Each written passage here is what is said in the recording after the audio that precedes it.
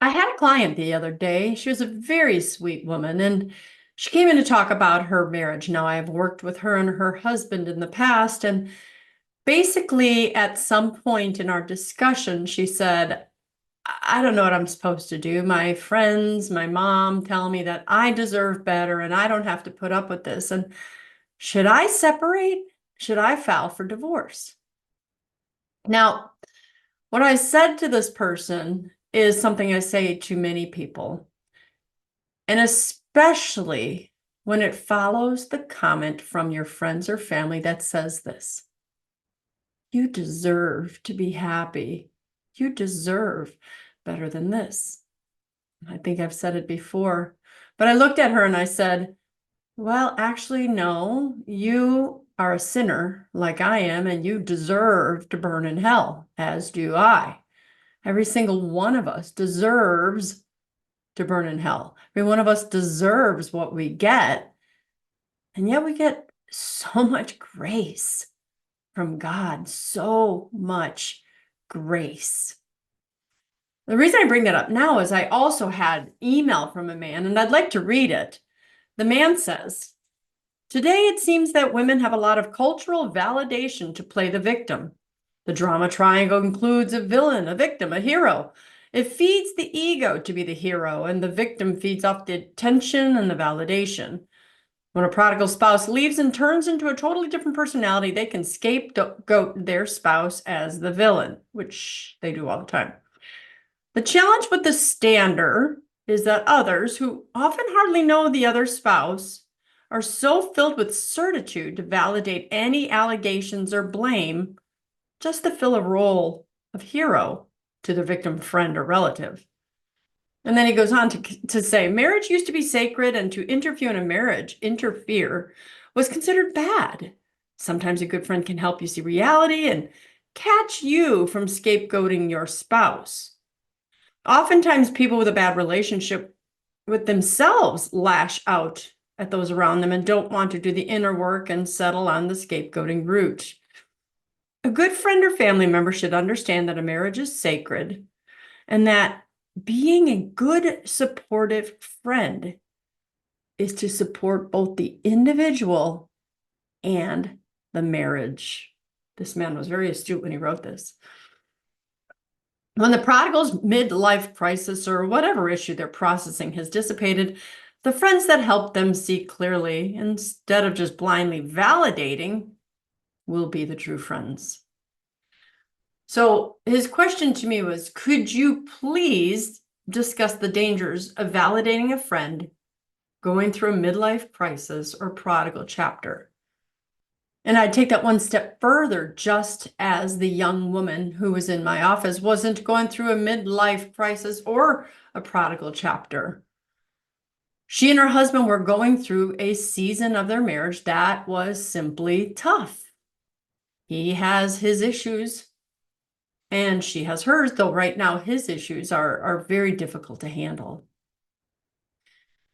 We have to remember that validating someone is very dangerous, and you will have to answer to God for what you say to a friend. Never, ever, ever encourage a friend to divorce. Never, ever tell a friend that they deserve better. Always listen to a friend. Always walk alongside that friend or that family member when they're going through tough stuff, because they are going through tough stuff. When they cry to you and tell you how in pain they are in their marriage, believe them. They are in pain. I work with them all the time, not just the standers, the prodigals too, because neither of you is perfect. Don't tell them anything other than, I will walk alongside of you. You can get through this, and we'll figure it out together. All it takes is one friend to say, you can do this. Now, again, I'm doing a video and I get all these comments as if I'm talking specifically to your case and you're exceptional. Well, what if? Well, come on. There are times where the person is in a place where a good separation is necessary, but you remind them Separation does not have to lead to divorce. If you feel you need to separate, and you say that to them, you don't tell them to separate. If you feel you need to separate, I'll be there with you. But know that we must always work towards reconciliation. A good separation can sometimes heal the biggest traumas in relationships. It resets a marriage.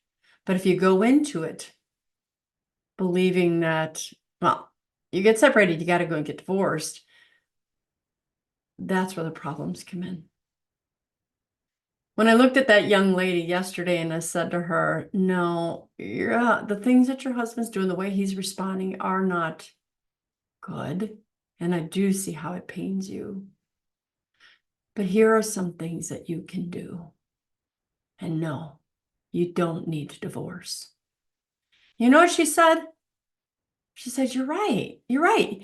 He is good at this and at that and at this. And I just need to fix my perspective on those things, even though I want him to fix the other things. And actually, right now in her relationship, it's been actually good. She's afraid the other shoe is going to drop.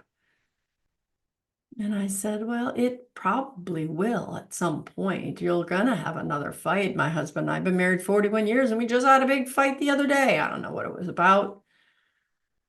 But what we look for is progress. Do you fight as often? You used to fight daily, then you fought weekly, then you fought monthly. Now it's every 6 months, or like my husband and me, who knows? A big one will come every couple of years.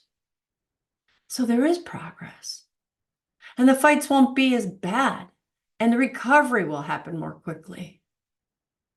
But if you're waiting for a perfect spouse or a perfect time where no bad communication takes place and no fights ever occur, don't marry.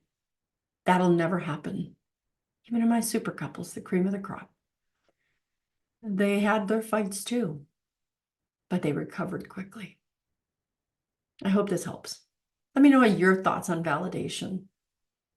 Always want to hear them. I'm Dr. Christine Bacon. Thanks for watching Breakfast with Bacon. And as always, remember to live your life sunny side up.